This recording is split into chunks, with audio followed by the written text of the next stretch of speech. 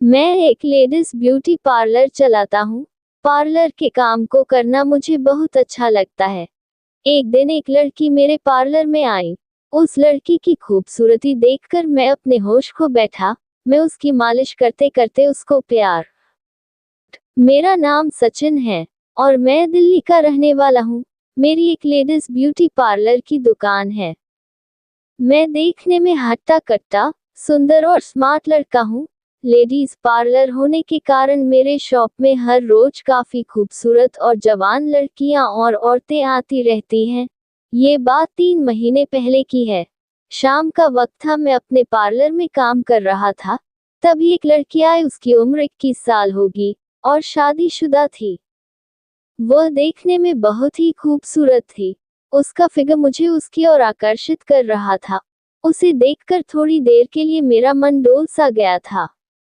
उसके अंदर आते ही मैंने पूछा कि दीदी बताए क्या करवाना है। वो बोली मुझे फेशियल करवाना है। रजिस्टर एंट्री के लिए मैंने उनसे उनका नाम पूछा। उसने अपना नाम प्रिया बताया। मैंने कहा ठीक है प्रिया दीदी, आप उस कुर्सी पर बैठ जाए। मैंने कहा दीदी जी आप रिलैक्स हो जाए। वो दीदी कुर्सी पर रिलैक्स होकर बैठ गई। मैंने पूछा दीदी आपको कैसा फेशियल करवाना है। उन्होंने कहा फुल बॉडी फेशियल करवाना है। मैंने कहा ठीक है। फिर मैं कुर्सी के पीछे गया और फेशियल करने लगा। कुछ देर बाद उसकी आईब्रो बनाने के लिए आगे आया। आईब्रो बनाने के दौरान मेरा हाथ कई बार उसकी बॉडी से टच हो जाता था। वह मुझे देखकर मुस्कुरा देती थी। लगभग 1 घंटे के बाद दीदी का फुल फेशियल हो गया। उसने मुझे पैसे दिए और जाने लगी। फिर अचानक से उसे कुछ याद आया और मुझसे कहा आपका नाम क्या है। मैंने कहा दीदी मेरा नाम सचिन है। फिर वह बोली अपना नंबर दे दीजिए, मुझे अगर कोई जरूरत होगी तो बात कर सकती हूँ। मैंने प्रिया दीदी को अपना नंबर दे दिया। 1 महीने बाद रात के करीब 7:30 बजे मुझे कॉल आया। मैंने फोन की स्क्रीन पर देखा तो पाया कि यह कॉल तो वही प्रिया दीदी का था। मैंने सोचा इतनी रात को कॉल करने का क्या कारण हो सकता है। फिर मैंने उन्हें कॉल की। उन्होंने उधर से कहा सचिन आप कहाँ हो। मैंने कहा मैं अपने घर पर हूँ। प्रिया दीदी बोली मेरी एक दोस्त है, उसकी शादी है, उसका मेकअप करवाना है। मैंने कहा दीदी मैं रात को होम सर्विस नहीं देता हूँ, यह मेरा काम नहीं है। तभी प्रिया बोली प्लीज आ जाए, बहुत अर्जेंट है। मैंने कहा इस टाइम में नहीं आ पाऊंगा। फिर प्रिया बोली आ जाओ, तुम्हारी जितनी भी फीस होगी मैं उससे दोगुना दूंगी।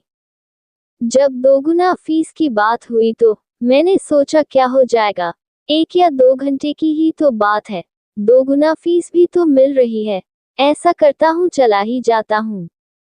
तभी मैं सोचकर दीदी को बोला ठीक है दीदी मैं आता हूँ, अपना एड्रेस मुझे मैसेज कर दीजिए। दीदी बोली ठीक है भेज रही हूँ। उनके एड्रेस पर पहुंचकर मैंने डोर बेल बजाए और जब गेट खुला तो सामने प्रिया दीदी थी, जो उस दिन आई थी। दीदी आज भी बहुत ज्यादा ही खूबसूरत लग रही थी, बिल्कुल किसी फिल्म की हीरोइन लग रही थी।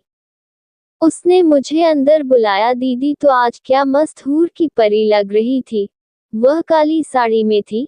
मैं अंदर गया और हम दोनों सोफे पर बैठ गए।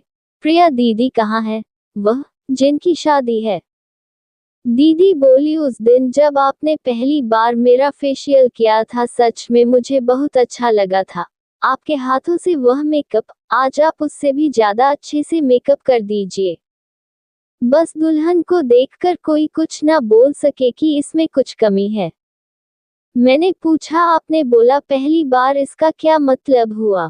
दीदी बोली आपने जो फेशियल किया था मैंने पहली बार करवाया था, जो कि मुझे बहुत ही अच्छा लगा था।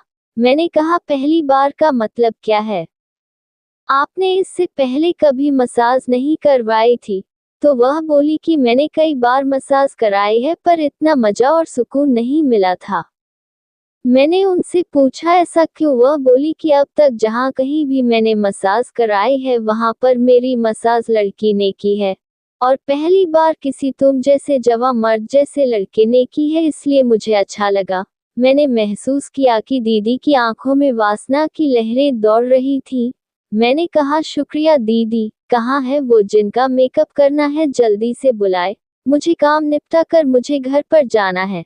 दीदी बोली उसको तो फूल से भी ज्यादा सुंदर करना है, जरा रुको तो आ रही है।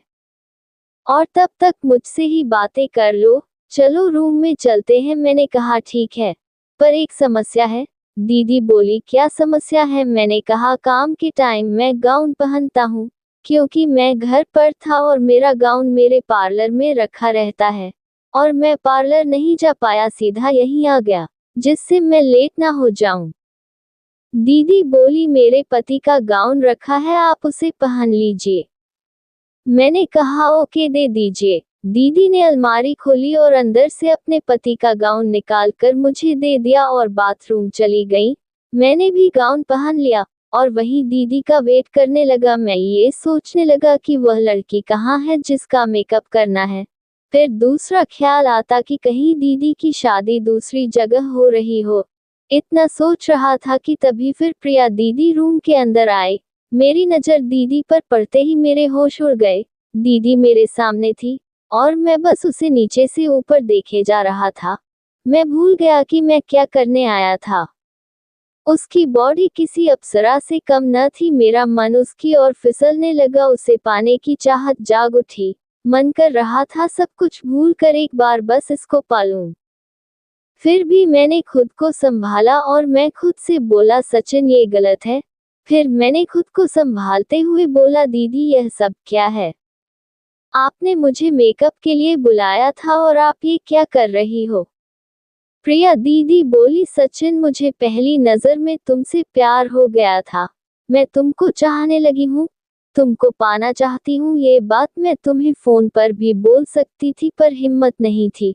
तब मैंने सोचा तुमको किसी बहाने से अपने घर पर ही बुला लूं, इसीलिए मुझे ये सब करना पड़ा। अगर तुमको बुरा लगा हो तो मुझे माफ कर दो। तभी मैंने कहा दीदी आप शादीशुदा हो, आप जो करने जा रही हो ये गलत है और पाप भी। मैं मानता हूँ कि आप देखने में बहुत ही खूबसूरत हो, पर मेरे भी कुछ कायदे हैं जिसे मैं कभी भी तोड़ नहीं सकता। इसलिए दीदी मैं ये सब नहीं कर सकता, ये सब गलत है। तभी दीदी बोली सचिन मेरे पति अक्सर बाहर रहते हैं, मेरी भी कुछ ख्वाहिश होती है जिसे पति के सिवा और कोई पूरा नहीं कर सकता। इसी कारण मैंने तुमको बोला। तुमको देखने के बाद तुम मुझे अच्छे लगे। मैंने सोचा अब मेरी मंजिल मुझे मिल गई है। मैंने दीदी से कहा ये सच है कि मैं भी आपसे प्यार करता हूँ, आप जो चाहती हैं मैं भी चाहता हूँ, लेकिन इस तरह किसी को धोखा देकर करना गलत है।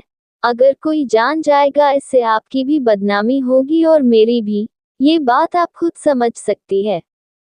तभी प्रिया दीदी रोने लगी और बोली तुम ही बताओ कि मैं क्या करूं।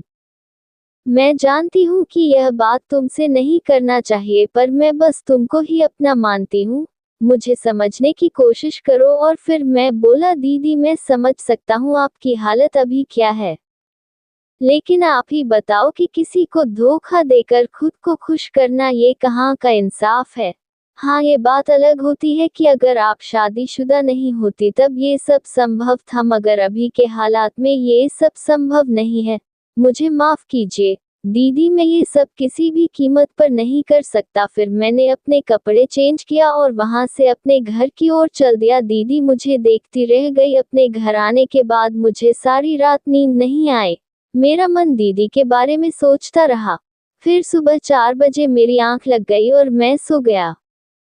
सुबह 7 बजे अलार्म बजने पर मैं उठा और हर रोज पर अपने काम में व्यस्त हो गया। धीरे धीरे उस बात को बीते हुए 3 महीने हो गए, पर प्रिया दीदी उसके बाद मेरे पार्लर पर नहीं आई थी। फिर अचानक एक शाम के 7 बजे मैं अपनी दुकान बंद करके ताला लगा रहा था कि अचानक मुझे महसूस हुआ कि मेरे पीछे कोई खड़ा है। मैं झट से पीछे को मुड़ा तो देखा मेरे सामने प्रिया दीदी खड़ी है। मेरी नज़र उस पर पड़ते ही वह मेरे गले से लग गई और बहुत रोने लगी। तभी मुझे कुछ समझ में नहीं आ रहा था। मैंने दीदी से पूछा दीदी क्या बात है, इतनी रात गई, आप यहाँ क्या कर रही हो? प्रिया दीदी बोली मैं तुमसे शादी करना चाहती हूँ। अब मैं तुम्हारे बिना नहीं जी सकती। मेरे पति अब नहीं रहे उनका एक कार एक्सीडेंट में देहांत हो चुका है। तुम्हारे जाने के 20 दिन बाद जब वह ऑफिस ट्रिप से घर आ रहे थे तो रास्ते में ही उनका एक ट्रक से एक्सीडेंट हो गया। अब मैं बिल्कुल अकेली हो गई। अब मेरा तुम्हारे सिवा कोई नहीं है। क्या तुम मुझसे शादी करोगे? इतना कहकर वह फूट फूट कर रो पड़ी। मैं भी उसे सांत्वना देने लगा। उसकी पीठ को खुद थपथपा रहा था। उसकी बातों को सुनकर मुझे भी बहुत दुख हुआ। आखिर मैं भी तो इंसान हूँ। उसने मेरी आंखों में देखा और एक आस भरी नजरों से मेरी तरफ देखने लगी। उसकी आंखों में मुझे निस्वार्थ प्रेम नजर आ रहा था। मैं भी उससे बहुत प्यार करता था, पर वह शादीशुदा है ये सोचकर पीछे हट गया था। पर अब तो वह भी अकेली है और मैं भी। मैंने यही सोचकर मैंने हाँ में सिर हिलाया और उसे गले लगा लिया। फिर थोड़े दिन बाद हम दोनों ने जाकर शादी कर ली और खुशी खुशी रहने लगे। आज भी हम दोनों एक दूसरे के साथ बहुत ही प्यार से रह रहे हैं। तो दोस्तों, कहानी कैसी लगी हमें कमेंट करके जरूर बताएं और हमारे चैनल को लाइक करें, शेयर करें, सब्सक्राइब करें। तो मिलते हैं एक और नई कहानी के साथ। धन्यवाद।